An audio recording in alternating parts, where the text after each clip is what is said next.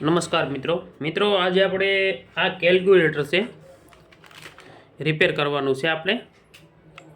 તો કેલ્ક્યુલેટરમાં જો મિત્રો આ રીતનો પ્રોબ્લેમ છે, જુઓ આપણે આ ઓન ઓફ સ્વિચ છે, જુઓ તો આપણે આવી રીતે દબાવી તો ઘણીવાર આ 0 આવે છે, ઘણીવાર વયો જાય છે, જુઓ આ રીતે થાય છે। જો પાવર વયો ગયો અને આપણે આ સ્વિચ દબાવી તો એક કામ આપતી નથી।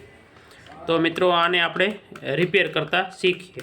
આની અંદર એક સેલ આવે છે મિત્રો, એટલે કે પાવર એ ખસી ગયો હોય એની જગ્યાએથી સ્ટેન્ડમાંથી, તો એ આ પ્રોબ્લેમ થતો હોય છે। તો શીખવાડી પ્રમાણે તમારે કરવાનું, જો આ 1 2 3 અને આ 4 સ્ક્રૂ છે ખોલી લેવાના છે।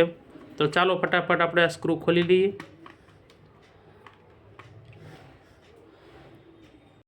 તો તમામ સ્ક્રૂ ખુલી ગયા છે આપણે। હવે મિત્રો આવી ચાંચ દ્વારા આપણે અહીંયા આ રીતે કરશું, આ રીતે જો આ રીતે તમારે ઊંચું કરવાનું છે એટલે ખુલી જશે। આની અંદર લોક હોય, એ લોક આ રીતે છૂટા પાડવાના છે, આ રીતે।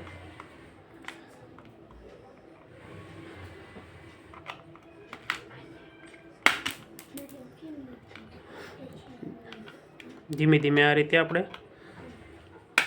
લોકને છૂટા પાડી દઈશું।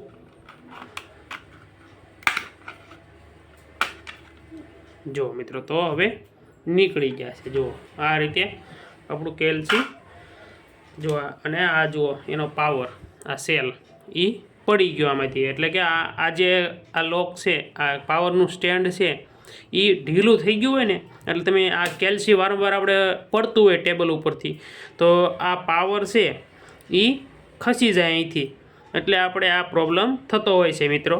તો મિત્રો આ જે વચ્ચેનું પાવરનું વચ્ચેનું સ્ટેન્ડ દેખાય ને તમને, એને આ રીતે દબાવી દેવાનું, જો આ રીતે આવી રીતે દબાવી દેવાનું છે, એટલે હવે પાવરને હલવા દેશે નહીં, બરાબર। અને પાવર છે એ આપણે ઘણીવાર પાવર પણ આ રીતનો સેલ છે એ ઉતરી જતો હોય છે, પણ બને ત્યાં સુધી લાંબો સમય માટે ચાલતો હોય છે। પણ હવે આપણે એકવાર ચેક કરી લઈએ કે ચાલે છે કે નહીં, બરાબર। તો પાવર આપણે આ જે નીચેનો ભાગ છે અને આ ઉપરનો ભાગ છે, તો આ રીતે રાખી અને આપણે અહીંથી આ નીચેથી આ રીતે ધક્કો મારવાનો છે, જુઓ આ રીતે ધક્કો મારી અને અંદર ચડાવી દઈશું આ રીતે, જો આ રીતે જે રીતે ગોળાઈમાં છે એ રીતે ચડાવી દેવાનો છે। હજી આપણે થોડોક ધક્કો મારી દઈશું, જો હવે આ સ્ટેન્ડમાં બેસી ગયો સેલ। હવે આ પાછળનો જે લોક છે એ આપણે પણ અહીંયા દબી દઈશું અને બંધ કરી દઈશું, જો આ રીતે એને દબાવી દઈશું, એટલે પાવર હવે નીચે સરકશે નહીં, જો હવે ખસે, જો ઉપર એ લોક છે અહીંયા અને નીચે લોક આપણે આ બંધ કરી દીધો છે, આવડા લોક આપણે અહીંયા નીચે દબાવી દઈશું, એટલે પાવર હવે નીચે સરકશે નહીં, એટલે કે નીચે આવશે નહીં। આ રીતે લોક થઈ ગયો, એટલે હવે જો તમને હું બતાવીશ મિત્રો કેલ્સી, જુઓ મિત્રો તો હવે આપણે જુઓ 0 બતાવે છે તમને, જો બતાવે છે 0। હવે જુઓ આ મેં કર્યા ગુણ્યા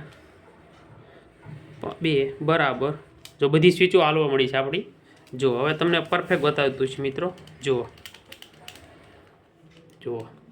ચાલે છે મિત્રો। તો આપણું આ કેલ્સી કમ્પ્લીટ થઈ ગયું છે। હવે ઘણીવાર એવું બનતું હોય છે, આ ડિસ્પ્લે દેખાય તમને, એમાં ચિત્ર આવે અને જાય છે એવું બને, તો આ બેલ્ટ છે એ થોડોક ઢીલો પડી ગયો હોય, તો આ બેલ્ટને આ રીતે દબાવી દેવાનું છે, આ રીતે આંગળી રાખી અને આપણે દબાવી દઈએ, એટલે આ સોલ્ડિંગ થઈ જશે। ઘણીવાર આ બેલ્ટ છે એ નબળો પડી જાય તો આપણે આ ચિત્ર આ રીતે થતું હોય છે, આ રીતે। તો આ જે છે હવે ચિત્ર જો આવવા મળ્યું, ઘાટા થઈ ગયા, આ બેલ્ટના લીધે ઘણીવાર આ પ્રોબ્લેમ થતો હોય છે, અને આ રીતે। અને આ બાજુ જો અહીંયા ડિસ્પ્લેમાં ધૂળ વધારે થઈ ગયું હોય તો આપણે અહીંયા ખોલી અને સાફ પણ કરી શકાય છે, જુઓ તો આપણે આ ડિસ્પ્લેની સ્ટેન્ડ છે એ ખોલી લઈશું,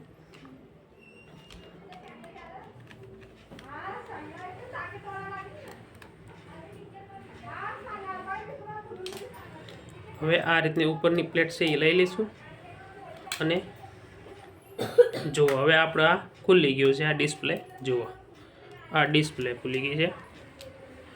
ડિસ્પ્લે હલતી હોય છે તો આપણે અહીંયા થઈ જશે, જો આ ડિસ્પ્લે પ્રોબ્લેમ હશે તો થઈ જશે.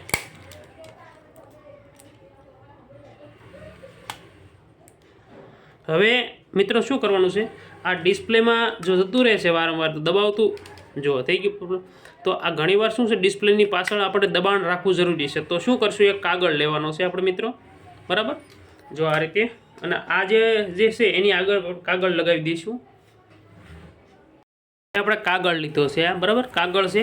હવે કાગળ છે આપણે આ ડિસ્પ્લે ઉપર આ રીતે પાછળ મૂકી દઈશું, અને હવે આ જે છે પાછળનું સપોર્ટ એ મૂકી દઈશું, જો આ રીતે. અને પછી આપણે પાછળનું સપોર્ટિંગ છે એ બંધ કરી દઈશું, જો આ રીતે. એટલે જે આપણું જે 0 જે આવીને જતું હતું, નંબર આપણે આવીને જતા વહી જતા હતા, એના લીધે આપણે હવે આ પ્રોબ્લેમ સોલ્વ થઈ જશે. ઘણીવાર એવા મિત્રોને થતું હોય કે નંબર આવી અને જતો રહેશે, તો આ ડિસ્પ્લેમાં એ રીતે પાછળ કાગળ મૂકી દેશો તમે, તો તમારે કેલ્ક્યુલેટર સારું થઈ જશે મિત્રો. હું તમને બતાવું થોડી વાર મિત્રો. જુઓ મિત્રો, હવે જુઓ મિત્રો, તમને બતાતું છે. જો આ મેં આ 0 કર્યો, હવે હું જો આ ચિત્ર બધા ઘાટા થઈ ગયા. પહેલાં તમારા ચિત્ર જતા હતા, બરાબર મિત્રો. તો હવે આપણા ચિત્ર ઘાટા થઈ ગયા છે, જુઓ થઈ ગયા. કેલ્ક્યુલેટર રિપેર થઈ ગયું છે. હવે આપણે આ લગાવી દઈશું, તો આ રીતે લગાવી દઈશું. જો આ રીતે મૂકી અને આ રીતે દબી દઈશું, જો આ રીતે. હવે હું સ્ક્રૂ લગાવી દઉં છું મિત્રો. હવે આપણું કેલ્ક્યુલેટર જો કમ્પ્લીટ ચાલુ થઈ ગયું છે. તો મિત્રો હવે આપણે આ સેલ જો આ રીતે નીકળી જતો હોય તો આપણે સેલ કમ્પ્લીટ ચડાવ્યા તે શીખીએ. અને આ પાવર આનો પૂરો થઈ ગયો હોય તો ઘણીવાર આવું થતું હોય છે, તો તમે સ્ટેશનરી દુકાને જઈ અને નવો પાવર આ લઈ અને તમે લગાવી શકો છો અને તમારું કેલ્ક્યુલેટર રિપેર કરી શકો છો. તો આ નવો તમે સેલ લેવા જાઓ તો 10 થી 15 રૂપિયાનો આવતો છે, તો એ તમે સેલ લઈ અને નવો પણ લગાવી શકો છો મિત્રો.